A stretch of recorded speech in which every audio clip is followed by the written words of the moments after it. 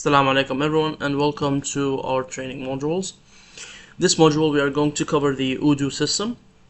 So specifically we are going to focus on the point of sale module, the Esaal integration, and the sale order menu.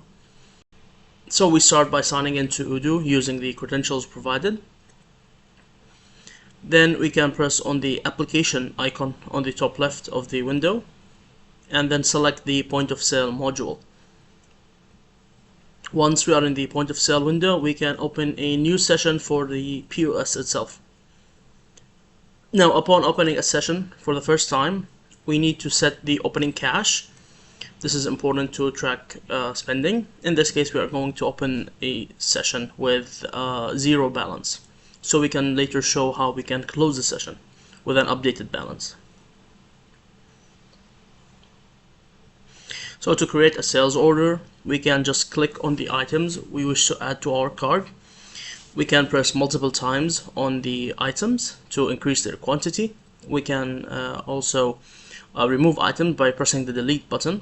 We can also adjust item quantity, price, or discounts by using the buttons below next to the dial pad. Then we can go to the customers information tab, and this is very important when dealing with Esaal. So we can effectively send receipts. We need customer information. So if you go to the customer tab, we can search for customer names, or we can select customers that have already existed in our system. So in this case, I'm going to select an existing customer, and I can just click on the customer, and now it's attached to the sale order itself. Then we can press on the payment button and now select the payment method, whether it's cash, bank. We can also select mixed payments, so some cash, some bank. After we finish the payment, we can hit the validate once everything looks fine. The system will now check if the customer exists in Esaal. If the customer exists, a digital receipt will be sent automatically. Otherwise, we are going to manually add the customer information and hit the send Esaal button. However, this is better covered in the other module that covers the Esaal Odoo plugin specifically, but I will briefly go over it in this video. So we can now hit dismiss. And we can now hit print receipt button to print the receipt as a paper with our physical printer. This is going to open the prompt to select your printer and so on, and then we can just hit the print button. Now let's go try and make a new order. So we're going to hit the new order button.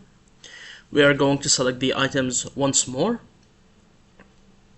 And then we are going to head to the customers tab. In this case, we are going to try to create a new customer. So we can hit the create a new customer. We can add their name. It can be first name and last name. Last name is optional. And then we're going to head to the phone section and add the customer's phone number.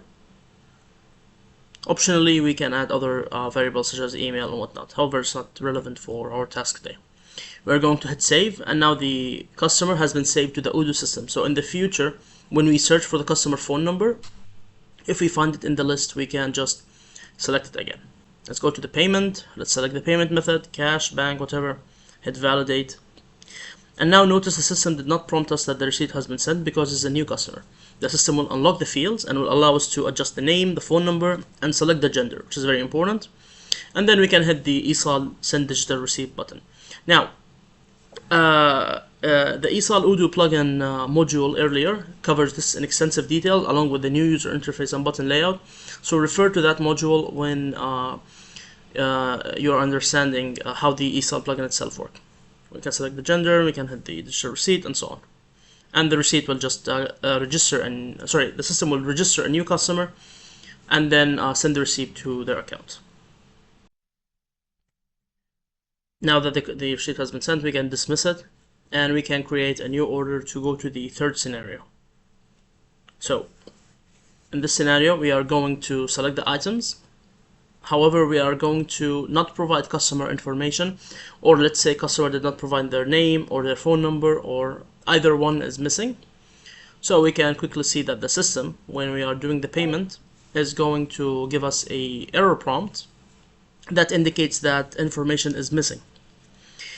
In this case, we don't want to send a receipt, so we are just going to hit new order, and now the system is actually going to send that receipt to the merchant dashboard.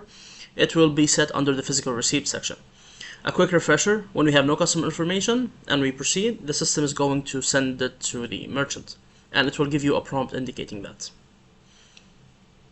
A receipt sent via two customers will be in the e-receipt section, and manual receipts or physical receipts will be sent to the physical API.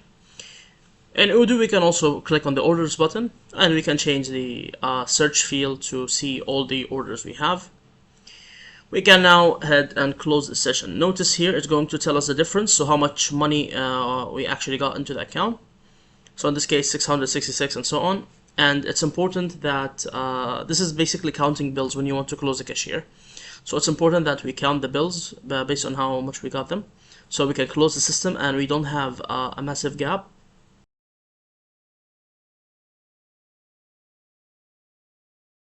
We can hit OK, and it will show us the difference is 0.24. So this is enough difference. It's fine. It's due to small coins. We can close the session, and we can hit close anyway. Right now we can head over to the orders menu, and in the orders menu here we are going to see all of our orders, and we can press the print button, and it's going to print the orders to Excel.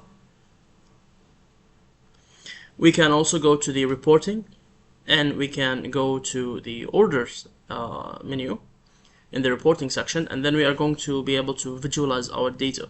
So we can change the chart type, and then we can change the grouping. For example, we can group by product or product category or a certain point of sale or an employee and so on. And then we can see a quick view here, and then we can change the charting type, for example, a graph, a pie chart, and so on. We can also change the measurement options, such as measuring for margin, quantity, subtotals, discounts, average price, etc. Even the item count, for example. And this will help us visualize our sales in a nice way. Then we can go to the reporting, and we can generate a sales details report, which will give us all this information in one document. So we will select the start and end date of this report, and then we can specify a certain point of sale or a certain category, and then hit the print button. And then a report will be printed that will have all the data in one single file. This basically concludes our quick Odoo training module. This is a summary of the point of sale and the order reporting section, and a quick brief on the Esaal plugin implementation and how it works and how we can send receipts with it.